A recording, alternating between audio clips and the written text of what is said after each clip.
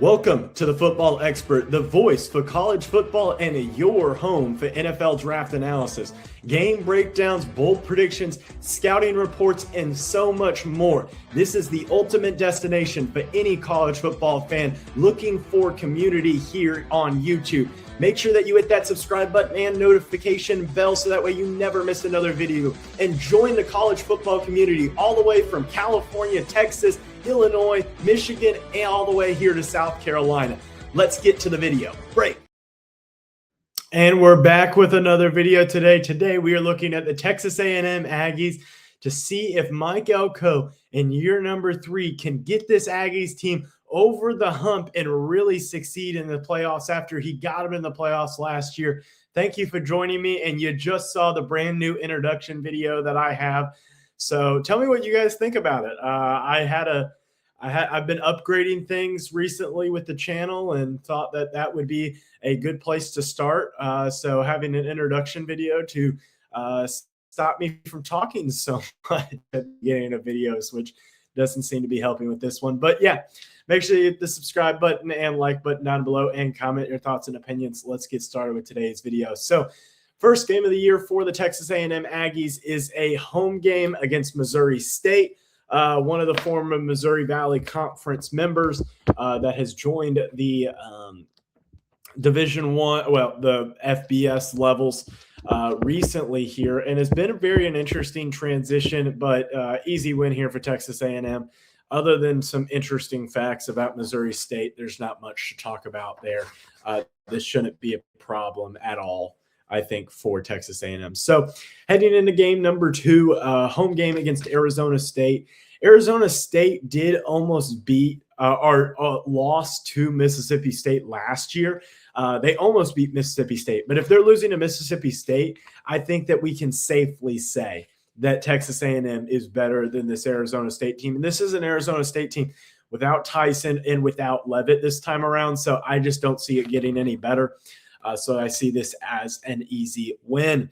Then heading up next on the schedule is a home game, the first SEC game of the year against Kentucky.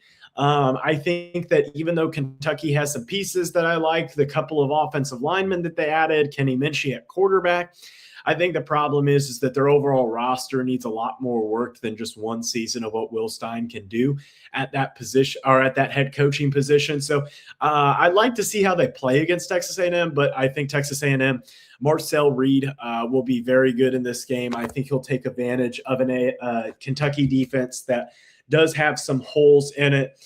Even Reuben Owens, the running back, I think can take an advantage of the defensive line struggles Kentucky will probably have this season. Next up on the schedule is a road game against LSU. And even though I went a little bit back and forth on this one, and the reason why is because it's going to come right after the big game against Ole Miss for LSU. Obviously, the reason it being a big game, if you don't know, Lane Kiffin came from Ole Miss, is now the head coach at LSU, and a whole rage of issues. So, yeah, I'm sure most A&M fans know that, but it's not particularly A&M news. But yeah, the thing coming after a game like that, I do think that it does play better for a team like A&M, because even if LSU wins the game, then they're coming off a big hump of they just won this game, and you got to be prepped and ready to play Texas A&M, who I think is a better team than Ole Miss. Overall, I think Texas A&M's defense, particularly their defensive line, I think is going to be pretty good this year. I think A&M will have a good defensive line, but the problem with A&M as of last year, obviously with the loss in the home playoff game against Miami, who did go to the national championship, but then the loss against Texas and the loss against Texas the year before that, which are your last 3 losses for A&M, those were all losses that I would mainly put, and A&M fans, you let me know if you disagree with me, I'd mainly put on the defense or on the offense. That I think the offense is the issue. You can't score 7 points and expect to win a game. You can't score 3 points and expect to win a game. You really can't score 17 points and expect to win a game.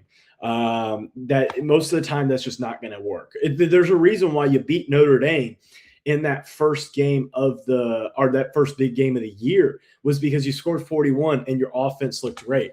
I need to see more of that from Marcel Reed. I cannot see the 12 picks again this year. That needs to. I want to see some improvement on that. But I do think that you beat LSU because of the factors that I said. Arkansas home game against them. I don't think that you're going to have an issue here at all. I think that, to be quite frankly honest, I think Arkansas will probably be the worst team in the SEC. Even though I like Arkansas, like I want to cheer for Arkansas. They just do not have it together. But yeah. Also, when I mean home game, obviously A&M fans know the Jerry Jones Bowl. Like I'm not that. Yeah, before somebody gets on me in the comment section and says it's not a home game, it's actually a neutral site game in Dallas. I know. But either way, heading into the next one, road game against Missouri. This one is a very interesting matchup. Eli Drinkowitz, the head coach there at Missouri, has done a fantastic job at Missouri. Honestly, I was not as sure on Missouri until I watched them last year. And last year, well, it really solidified the fact of what Missouri can do as a program. And I think that this is where they're at. I think this is what they need to do. And I think this is where they need to improve in terms of being able to beat those teams consistently. And I think that they can succeed at that. Home game against Citadel, easy win here, no problems or issues there. Unless if this is not anywhere near even an App State level team a few years ago. That was 4 years ago. Wow, that was really 4 years ago. Wow. Also, I can't believe Jimbo Fisher did not get fired after that year, but I know the buyout and everything like that, but just crazy to me. Either way, road game against Alabama. Road game against Alabama in Tuscaloosa. What a game this is going to be. Bye week is after this, and then you play South Carolina. But this is going to be a very critical game. And this is where the offense needs to shine. I need to see this offense look great. And this is where I think Mike Elko gets his, I would honestly say, his most definitive win of the season is going to be this road game at Alabama. I think they're going to beat the Crimson Tide. And because of that, I think it's going to launch them into some success here. I really do like A&M this year. I really do think that they're going to have a good year. And the reason why I'm picking them over Alabama specifically is I don't know what to think about Alabama's quarterback situation. It does look like Keelan Russell is going to be the quarterback. So if Russell's the quarterback, I feel like he has some issues when it comes to turning the ball over, possibly. But the bigger issue with it that I see is, to be quite frankly honest, what is the run game going to look like? What is the run game going to look like? What is Alabama's defensive line going to look like? There's just so many question marks that I do actually like A&M, shockingly, in an upset win over Alabama on the road, which has to be the first time in I don't know how long since they won that game, but I don't know. You'll have to let me know. But either way, bye week, and then you play South Carolina in what cup? I don't know who's getting. I guess South Carolina needs to get revenge in this game.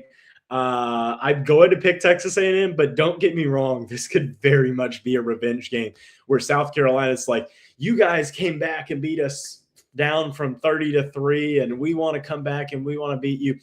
Like this one, Shane Beamer can't lose this game, folks. So just be careful if you're A&M for a way closer game than you want to be in a game against South Carolina. Even though Texas A&M has won the last 10 out of 12 matchups, just be wary of that one. Home game against Tennessee.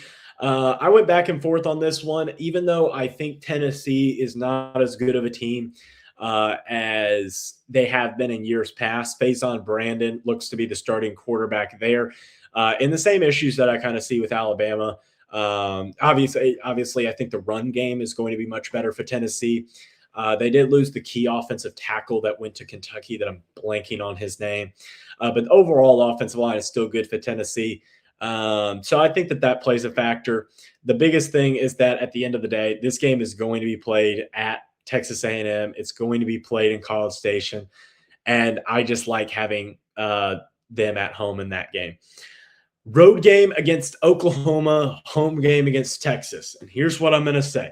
You're 10-0, and I do not have you going 12-0. I have you guys going 11-1, and here's my rationale why. I think you lose to Oklahoma State or Oklahoma on the road. I think you beat Texas at home. Here's my thing.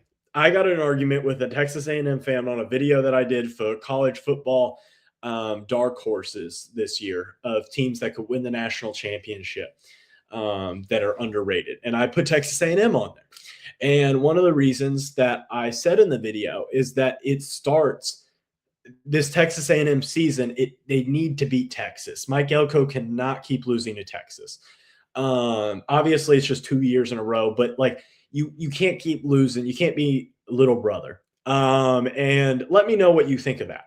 Do you think, as Texas A&M fans, do you think that it is critical that you beat Texas this season? Like, do you think, because like as a Notre Dame fan, I will always want to beat Southern Cal. Like, I will always want to beat Southern Cal. I always want to beat Stanford or beat Michigan or beat Ohio State or Michigan State, like rivals. But like Southern Cal is our main rival, the same way that Texas and Texas A&M is like Texas A&M's main rival is Texas. Same vice versa. And therefore, I think that this matters and more than most games. And I feel like even though the Texas-Oklahoma game is going to be important this year, I don't feel like it's going to matter as much as the Texas A&M game. I think it's going to matter more. But either way, that's going to wrap up today's video. 11-1, 8-1 in conference play. Hit one of the 2 videos down below and the subscribe button up here. Help me reach my goal of 6,600 subscribers by the end of July. As always, hope you have a great rest of your day. Bye, guys.